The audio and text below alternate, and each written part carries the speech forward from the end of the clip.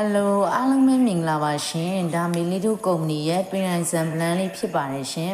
အဲ့တော့ဒီ brand ကိုလူတွေကတချို့ဆိုလို့ရှိရင် FDA ရပြီးသားလားမေးတာတွေရှိတယ်ဟုတ်ကဲ့ဒီပစ္စည်းလေးတွေကတော့ကိုရီးယား FDA မြန်မာ FDA ရပြီးသားပစ္စည်းလေးတွေဖြစ်ပါတယ်ရှင်အဲ့တော့ဒီပစ္စည်းရဲ့ quality ဒီအရင်ဆုံးမီလီတို့က